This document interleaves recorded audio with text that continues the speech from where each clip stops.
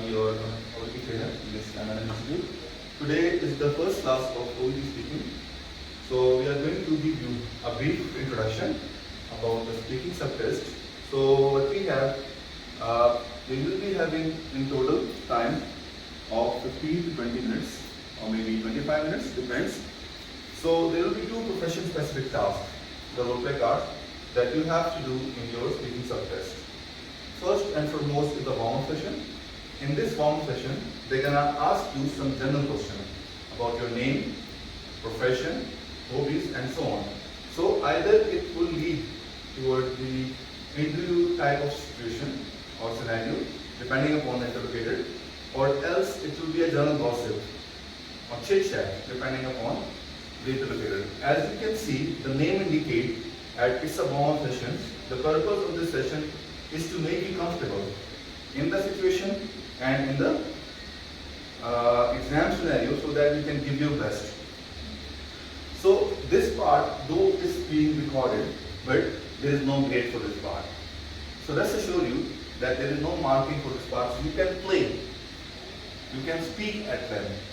Try to speak as loudly as you can. I mean that you have to speak with full of your capacity and energy so that you can gain confidence.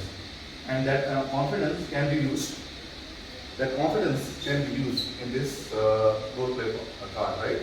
Anyhow, so let's move on and discuss about the stages of the role play card. So what we have in the role play card today. So first of all, if you can see, this is the preparation time. They are going to give you 3 minutes time for preparation, right? And that is followed by 5 to 6 minutes time for counseling.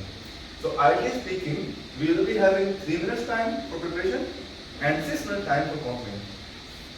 First of all, as a matter of fact, you can see there are parts of your role play cards. So first and foremost is the setting. Now setting will help you to understand how would you maybe handle the situation, start the conversation, and what would be your tone, for example. Anyhow, that we'll be discussing in the linguistic part. But what, you know the formality of the word, being a nurse or a doctor, you know the formality of the word. Emergency department, how would you behave in the emergency department? How would you treat the patient in the emergency department? You would have an idea. That is followed by the clinic or suburban clinic. Again, a normal setting, but patient can come to you with serious condition. That is something else. But we normally have a normal setting, a normal patient in the clinical or suburban clinic. We do have home visit. We have intensive care unit. We could have workplace and so on, right? So these are some of the settings that I have written on the book so that you can adjust yourself in that particular setting. Moving on toward the history part. In the history part, this is the information that is already there in your file. Like when you receive the patient, you have a file for the counseling, so you have an idea. In this history part, there is a possibility that they have mentioned the age of the patient, past history, or presenting complaint of the patient. Right? This history will help you to further design your presentation. But this is the file that can help you to start the conversation. How would you start a conversation? History will guide you. Right? Even the nature of the patient, even picking up the patient cue can be understood with the help of the history that has been given to you. I will explain it to you how you will do that. Followed by the task. Now in that task you can see there are certain steps that one can take in their counseling with the patient. What you do in counseling, what you do in the speech, while taking the history, inquire. Normally, we inquire from the patient, like why is here, what, when, how. These are certain things that you do in inquiry, right? Followed by explanation of the problem. Obviously, first you gather the information. You came to know that, okay, this is the problem, this is the situation, and where the patient is standing on, like you would explore the patient concern, knowledge and expectation, followed by the explanation of the problem in the layman language, right? Then we have to give assurance to the patient. The patient might be concerned, anxious. You have to show, reassure, empathize, right? Further explanation. So these are the tasks maybe that you have to do. A general overview, not necessarily that, obviously there could be some point as well, but these are the tasks that has to be done in the speaking subtest. So this is a basic structure. This is a basic structure of your OET speaking. The first and foremost is the setting, right? The second thing is your age of the patient, right? And the third is your the task that has to be achieved. So these are the steps that you have to complete in the speaking subtest. Now moving on toward the marking criteria. So we do have two set of skills. Today we are going to discuss about the clinical skills. In this video, we will be discussing in detail about the clinical skills and how you would develop your skills. You would have an idea, being a healthcare professional, what the skills are, but according to our setting here in Pakistan, or maybe the subcontinent, we might not be able to practice those skills, despite the fact we would be equipped with those skills. Anyhow, the first skill is the personal relationship building skills, or the PR skill. In simple words, how would you greet the patient? Or how would you start a conversation? If I would draw the tree, that I will draw it for you. If I would draw the tree for here, so basically it's the tone and the language. We will discuss this thing tomorrow, inshallah, in the linguistic part, right? But just to give you an idea, in the greeting, first of all, the selection of the words. The selection of the words that you would have in your conversation, not in the card, but it has to be talked by, you have to talk some word. You have to use some language skills that you know how to start a conversation, right? Sir? I think our greeting should be according to the setting. If the patient in emergency ward, yes. Obviously, you're right. Our greeting should be according to the setting. You need to see the setting, and accordingly, you have to start the conversation, right? Anyhow, so basically, the first thing is the greeting, and according to the setting, you need to select the language. According to the setting, you have to select the tone. What in setting we have? Age of the patient and condition of the patient. That will guide you to adjust your tone and select the language. Followed by attentive skills, like are you an active listener or not? Sometime when the patient will give you the history, he might be speaking with low tone. Like even the primary information with dip. They can speak something, they can narrate something with dip. So you have to pick this thing up and you need to recapitulate. So you need to show your active listening skills. Let's say if you are a healthcare professional and you have inquired from the patient, like how can I help you? He spoke like that. I don't know why I'm having this pain and I'm not to take my shoulder. And despite it, it's not working. So you can see the important things, like say paracetamol is important, rotation is important, onset was important. So important thing I had given you in low tone. For example, it might not be the scenario real, but for the understanding purpose, I'm just giving you some information that are critical for you to know, being a healthcare professional, for the purpose of history taking, so that you can design your consultation. And I'm giving you in low tone, right? So you have to emphasize by showing you are active listener to recapitulate what the patient read. In any case, after the landing complaint, just recapitulate maybe word or phrase. Gestures are also in the gesture would be in the empathy, but right now we will be discussing about the active listening skills. So the concept of active listening skills is clear to you? Yes. When the landing complaint, when the patient will tell you something about his problem, you have to recapitulate in your own words, maybe a word or phrase, right? Okay. Then we have non-judgmental approach. Not by understanding the patient condition or problem, you should refuse and you should tell him about something. For example, if the patient is interested to take some medication or he is not interested to take medication, you need to explore why before refusing the patient directly. Another way around, without understanding the patient position, if you counsel him or if you refuse him or if you agree on something on him, like without understanding why he is willing to do something, so it will be a judgmental approach. So we have to be and lead the consultation in a non-judgmental approach, right? Empathy. Now, empathy is an open term. It's not only the language, but it's the gesture as well, right? So, as a matter of fact, in this OET speaking, they are going to record our consultation. For that reason, you might not be able to see, right? They might not be able to see a video gesture. So, with tone and language, you have to show empathy and you must have range. So, right after the landing complaint, most of the time, we need to show empathy. Right after the landing complaint. And be in the patient's shoes, first of all. We have to be in the patient's shoes. Then we have understood the patient perspective, right? What we have just in 1 minute, I'm going to tell you. Moving on towards the understood the patient perspective. So what the patient perspective is, we have to discuss that as well. Before we can move on, do you have any question? It's clear to you? Okay. So moving on toward the patient perspective, first of all,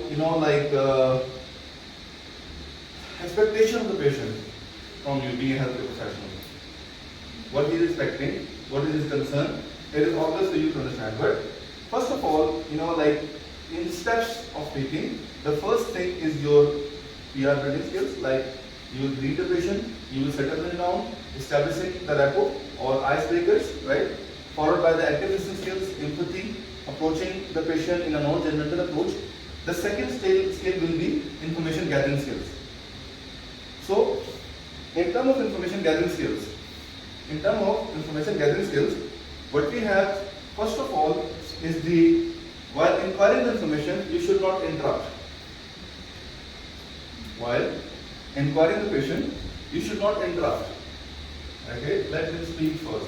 Normally, it's a habitual thing for some people, for some of the healthcare professionals, we start interrupting the patient.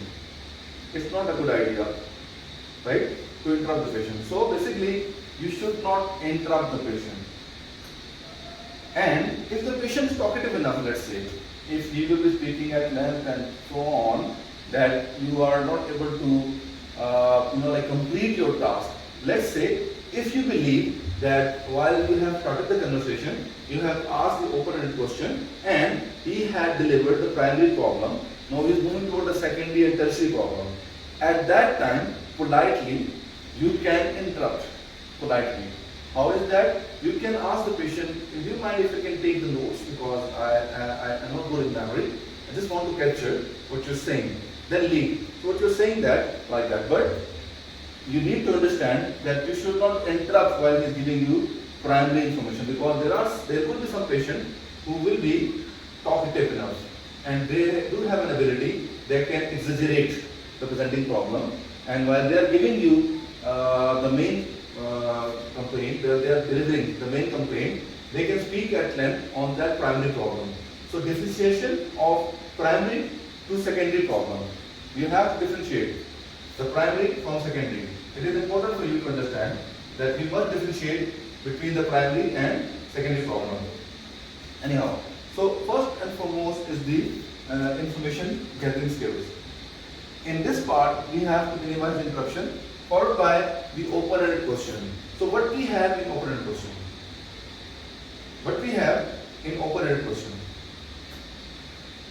If you can tell me if you can ask yourself, what we have in open-ended question? Yes, please. In open-ended question, we require the opportunity to the patient by asking the question that what happened in your past. Basically, in brief.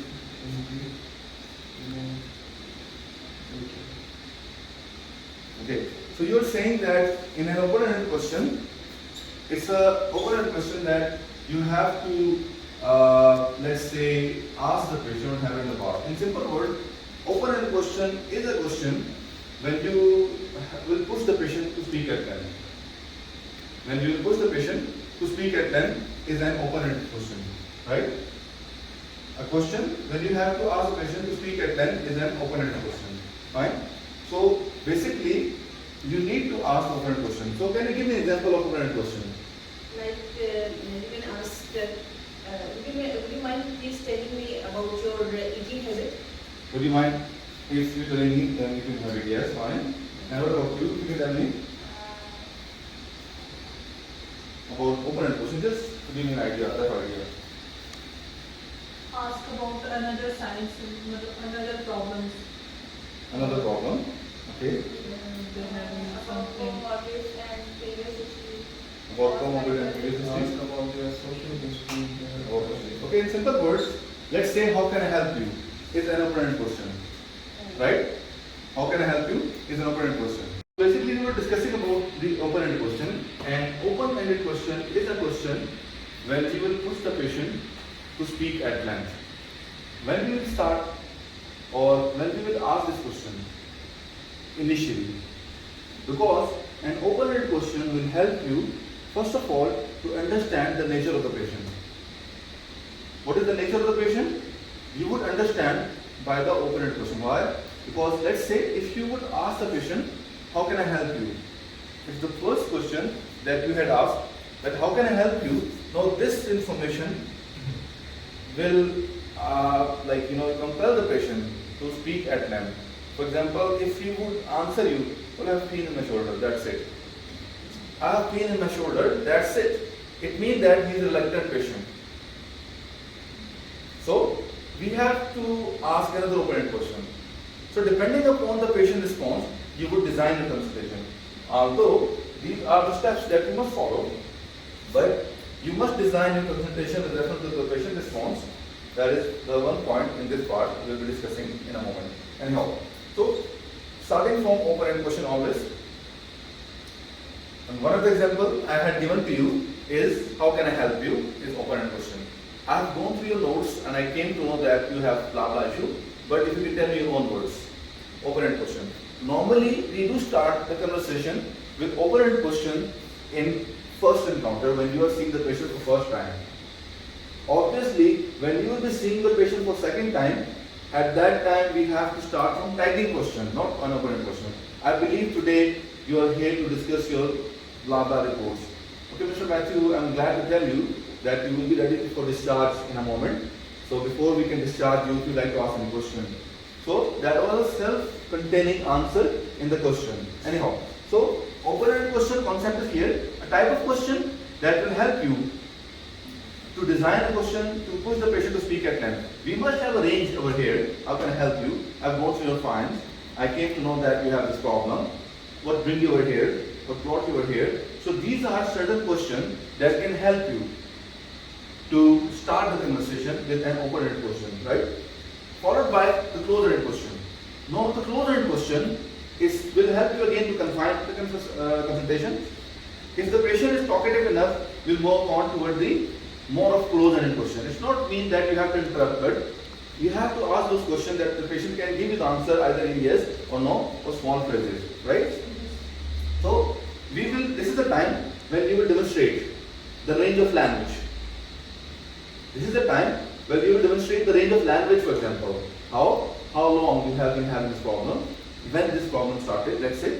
Do you have any family history, let's say? Is there any other problem, let's say? Okay. Okay, are you in pain, let's say, or you are in pain, let's say. You can say the both statement, are you in pain and you are in pain. Both are the question.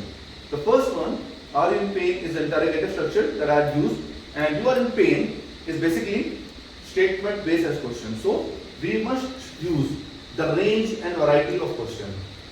This has been written in the literature. I will provide it to you so that you can see, not memorize, but you can see that how this statement can work effectively and efficiently in our speaking consultation. The second thing that you must have to show, as you can see, is the clinical skill.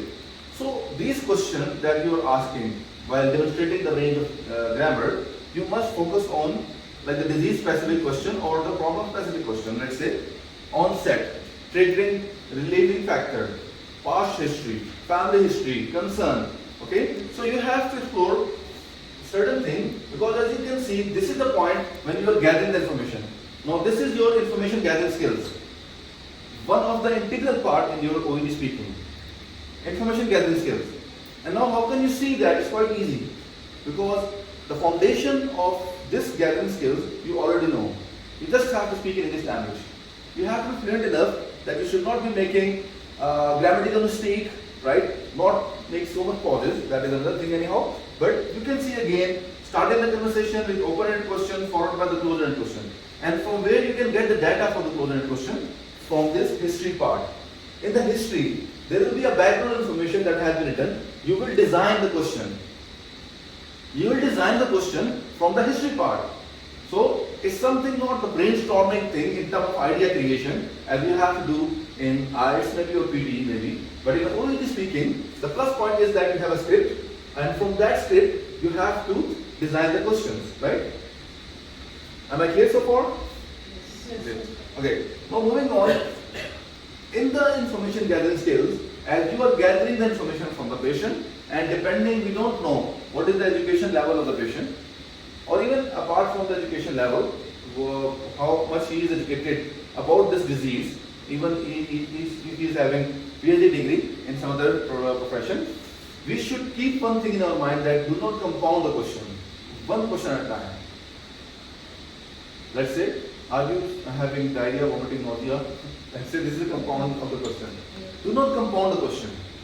One question at a time. These are the symptoms. There is a possibility that you can compound them together despite their symptoms, right? But still, I would appreciate if you can do not compound the question, right? Okay. Followed by the second thing, that is your clarification of the statement. If you have informed something to the patient, if you have educated something to the patient, and you believe by reading his gesture or in the card if it's written that patient is not comfortable with your explanation, you have to pick this thing up and tell the patient and clarify the patient if there is any concern or if there is any vague statement, right?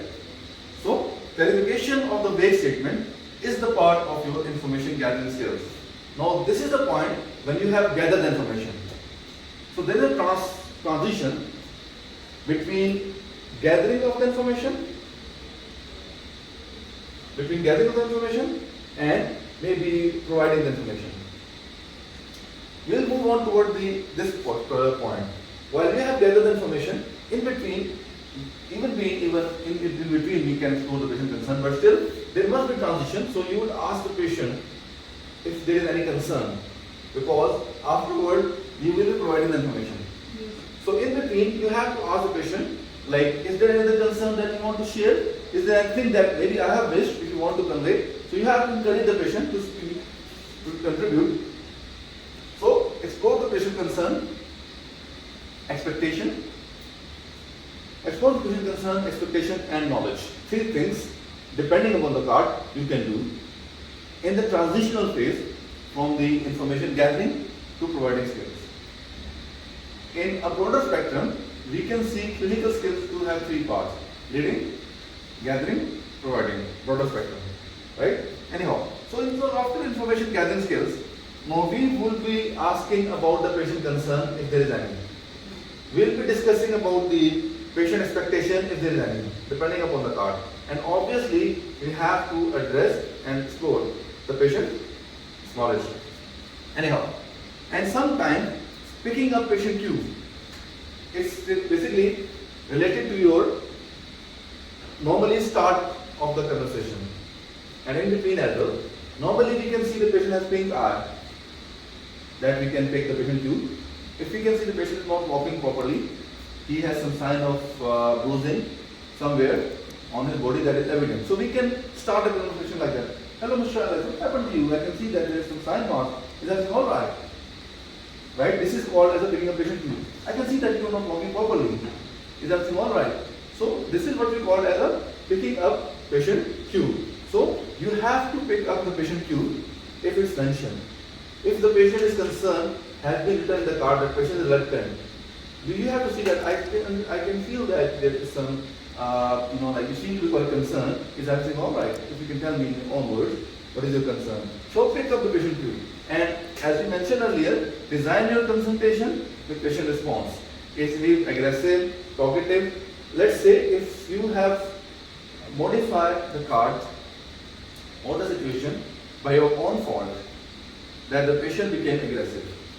Obviously, it will be our fault if the patient becomes aggressive. So you have to step back rather than going into conflict. You have to step back and address the problem. How would you address the problem? Explore, address concern, empathize. When we will be in conflict with the patient, when we will be in conflict with the patient, then the patient can be aggressive and he can give you tough time. So if you feel, okay, there might be something that you may have missed under the pressure of the exam, and now the gravity of the situation has been developed in a way that there is a fall between you and the patient, then you have to step back. Step back ahead, start exploring why, what, when, politely, not bluntly, anyhow. So now we have to provide the information. So in combination, we can do this thing. If there is a problem that you are about to tell the patient, surgical procedure, post-op care, whatever the situation is, you need to know the patient. If let's say you are going to pay a home visit, being a nurse, and the patient had developed the post-operative complication from diabetes, you will ask, after doing all this thing, if you are visiting him for first time, you will ask the patient, what is your understanding? What do you think what it could be? Right? So, establishing what he knows, and according to his or her knowledge, you have to design further. Try to explain in layman language, patient language, not healthcare language. Right? Okay. While pauses in the conversation is important. While delivering the information, there must be natural pauses in combination with the structure. What is structure? Sign posters. What are sign posters? That will differentiate the one task from another task. Like let's say, if I have explained you anything, I will ask you, have I made myself clear? Okay? Is it clear so far? You want to ask a question? Okay? I have discussed with you regarding the post-operative complication. Now I'd like to move on toward the preventive measures that can be taken at home. So this is a transition sign posters that you have done over here. And now what is cohesive devices? First of all, secondly, thirdly, furthermore, moreover. These are the cohesive devices that you must use while providing your information in combination with natural pauses.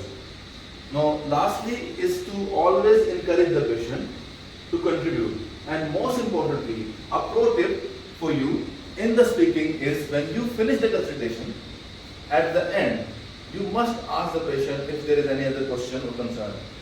Why? Because the card that you will receive, normally it will be integrated with the patient card. But sometimes there could be surprise.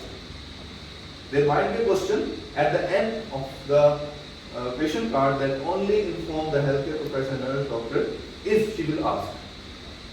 Right? So always ask the patient that if you have made things clear to the patient, or if there is another question that you want to ask. So basically, it's not only the case that there will be a question, number one. Secondly is that it is also something that you are going to close the conversation. So basically you have to ask the patient that, do you have any question? Okay, if you don't have any question, I would like to summarize. Then you have to summarize the whole situation. It's also important to summarize. We can summarize in between as well. After information gathering as well, you can summarize. But at the end, you have to summarize the whole situation. Right? So I will just summarize my whole lecture today for you people so that you can understand. Starting from warm-up session where we have gossips, setting 2 to 3 minutes per card and 5 to 6 minutes counseling per card. There will be 2 cards. We have particular setting, ward, emergency, ICU, home visit, so on. History, that information where you can get to know about the condition of the patient.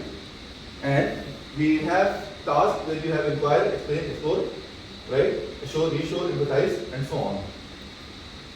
In terms of clinical skills, the first one is to starting of the conversation. Second is attentiveness, empathy, non-judgmental approach. Information gathering skills, we have open-ended question, less interruption. We have close-ended question. There is a range of close-ended question with respect to grammar and problem. Then clarification of the vague statement. Transition, where we explore patient expectation, concern, knowledge. And taking a patient view depend upon the situation and dividing your consultation with respect to patient response.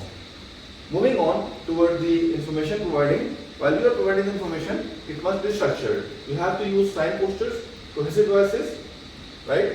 And pauses, encouragement of the patient, and at the end you have to summarize. I hope this lecture will be beneficial for you, and all of you people who are sitting in the class and who will be listening us online, if you have any question, people in class, please feel free to ask me. And if you will be having any question, you can write in comments. So please, from you people. Sir, kindly explain.